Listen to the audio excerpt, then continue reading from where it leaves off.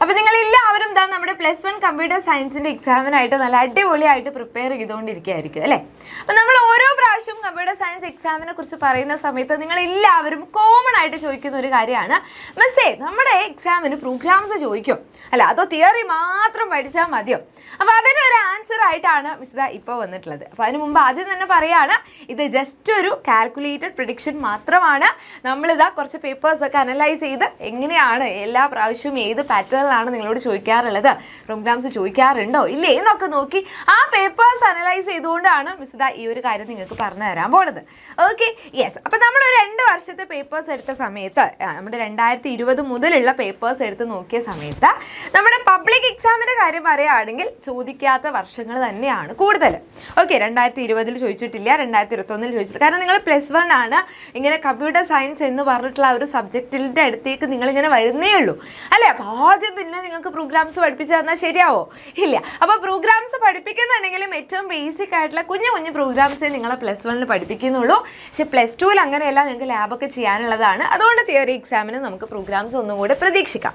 Okay, അപ്പോൾ 2020 21 23 എന്ത് ചോദിച്ചിട്ടില്ല? പബ്ലിക് എക്സാമിന് പ്രോഗ്രാംസ് ചോദിച്ചിട്ടേ ഇല്ല.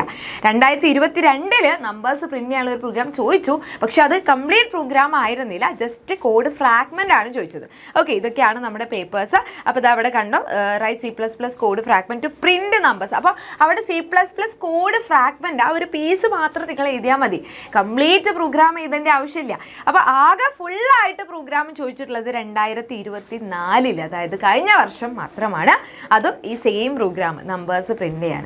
അപ്പോൾ പബ്ലിക് എക്സാമിന് ഇതുവരെ ചോദിച്ചതിൽ ആകെ നമ്പേഴ്സ് പ്രിന്റ് ചെയ്യാനുള്ള പ്രോഗ്രാം മാത്രമേ ചോദിച്ചിട്ടുള്ളൂ. ഓക്കെ, ഇനി മോഡൽ എക്സാമിൻ്റെ കാര്യം നോക്കുകയാണെങ്കിലും ഇതേപോലെ തന്നെ 2020 22 23 ഒന്നും ചോദിച്ചിട്ടില്ല. ആകെ ചോദിച്ചത് 21 24 പിന്നെ നമ്മുടെ ഇപ്രാവശ്യം കഴിഞ്ഞിട്ടുള്ള മോഡൽ എക്സാമിലുമാണ്. അപ്പോൾ 21 24 നമ്പേഴ്സിൻ്റെ സമ്മ് കാണാനുള്ള പ്രോഗ്രാമാണ് ചോദിച്ചത്. പക്ഷേ അതായത് ഈ വർഷം നമ്മളോട് ഓഡ് നമ്പറും ഈവൻ നമ്പറും കണ്ടുപിടിക്കാനുള്ള ഒരു പ്രോഗ്രാം ചോദിച്ചു. ഓക്കെ, അപ്പോൾ ഒരു കാര്യം മനസ്സിലാക്കുക, അതായത് ഈ പ്രാവശ്യം നമുക്ക് ഏകദേശം ഇപ്പോൾ കഴിഞ്ഞ എക്സാംസ് ഒക്കെ വെച്ച് നോക്കുകയാണെങ്കിൽ അത്യാവശ്യം കുറച്ച് ടഫായിട്ടുള്ള പേപ്പേഴ്സാണ് കാണുന്നത്.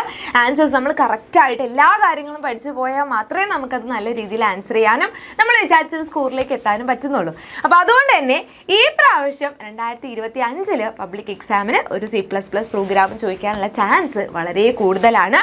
പക്ഷേ ഇതുവരെ ചോദിച്ചിട്ടുള്ള ക്വസ്റ്റ്യൻസ് ആയിരിക്കില്ല. ഓക്കെ, നമ്പേഴ്സ് പ്രിന്റ് ചെയ്യാനുള്ളതാണ് എല്ലാ പ്രാവശ്യവും ചോദിക്കാറുള്ളത്. പക്ഷേ ഇപ്രാവശ്യം നമ്പേഴ്സ് പ്രിന്റ് ചെയ്യാനുള്ളതായിരിക്കും എന്നുള്ളത് മിസ്സിന് തോന്നുന്നില്ല. കാരണം എല്ലാ ക്വസ്റ്റ്യൻസും ഇതുവരെ കഴിഞ്ഞതൊക്കെ അങ്ങനെയാണ് ആ ഒരു പോക്ക് പോകുന്നത്. ഓക്കെ, അപ്പം ഈ നമ്മുടെ മോഡൽ എക്സാമിന് നോക്കിയാൽ നിങ്ങൾക്ക് മനസ്സിലാവും, എല്ലാ പ്രാവശ്യവും സം ഓഫ് നമ്പേഴ്സ് ചോദിക്കാറുണ്ട്, പക്ഷേ ഇപ്രാവശ്യം ഓർഡർ ഈവൻ. അപ്പോൾ പ്രോഗ്രാംസ് ചോദിക്കുമെന്നുണ്ടെങ്കിലും ഭയങ്കര കട്ടി പ്രോഗ്രാം ഒന്നും നിങ്ങളോട് എന്തായാലും ചോദിക്കാൻ പോകുന്നില്ല. നിങ്ങൾ +1 കുട്ടികളാണ്, കമ്പ്യൂട്ടർ സയൻസ് പഠിച്ച് വരുന്ന കുട്ടികളാണ്. അതുകൊണ്ട് തന്നെ ആ ഒരു ഇതൊക്കെ നിങ്ങൾക്ക് തരും, ആ ഒരു കൺസിഡറേഷൻ ഒക്കെ നിങ്ങൾക്ക് തരും. അപ്പോൾ സിമ്പിളായിട്ടുള്ള നമ്മുടെ ടെക്സ്റ്റ് ബുക്കുകളിൽ ഏതെങ്കിലും ഒരു പ്രോഗ്രാം ആയിരിക്കും ചോദിക്കാം. ഓക്കെ, അപ്പോൾ ഇമ്പോർട്ടൻ്റ് ആയിട്ടുള്ള പ്രോഗ്രാംസ് ഏതൊക്കെയാണെന്നുള്ളത് മിസ് പറ്റാനുള്ള ഒരു വീഡിയോ നിങ്ങൾക്ക് ചെയ്തു തരാം. അത് ഉറപ്പായിട്ടും നമ്മുടെ ഈ ഒരു ചാനലുണ്ടാവും, ഉറപ്പായിട്ടും ഒന്ന് പോയി കാണുക. ഓക്കെ മക്കളെ, യെസ്. അപ്പം എന്തായാലും പ്രോഗ്രാംസ് ഒക്കെ നോക്കുക, ഏകദേശം നിങ്ങൾക്ക് പഠിക്കാൻ പറ്റുന്ന പ്രോഗ്രാംസ് ഒക്കെ മാക്സിമം പഠിച്ചിട്ട് തന്നെ പോവാം. Okay, yes. അപ്പോൾ എല്ലാവരും കമ്പ്യൂട്ടർ സയൻസ് എക്സാം ഉഷാറാക്കുക, അടിപൊളിയായിട്ട് എഴുതുക.